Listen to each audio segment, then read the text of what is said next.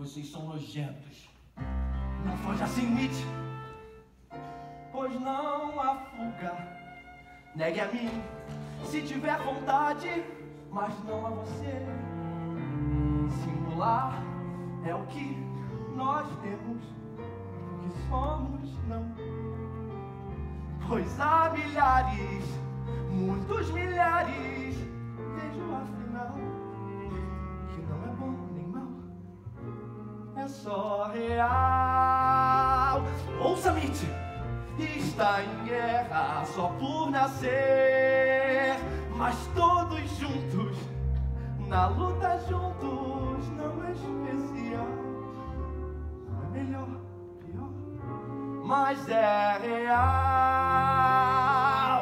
Pra desertar não dá, muitos viveram a se esconder, pra um disfarce manter, muitos milhares que sozinhos pensavam estar na guerra acharam o seu par.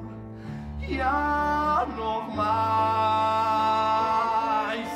já somos nós, caras normais. Pra que fingir que não é real?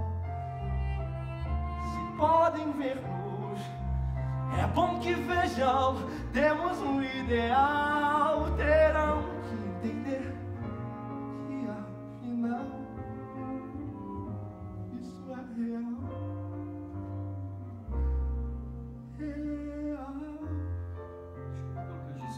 Eu não acho que o resto do mundo pensa feito você, entendeu? Mas eu não tô dizendo que as coisas vão mudar agora. Pode não ser em 1948 ou 1950, mas as coisas vão mudar. Sei, Toby, aqui. Eu tenho medo. Eu tenho medo do que pode acontecer, entendeu?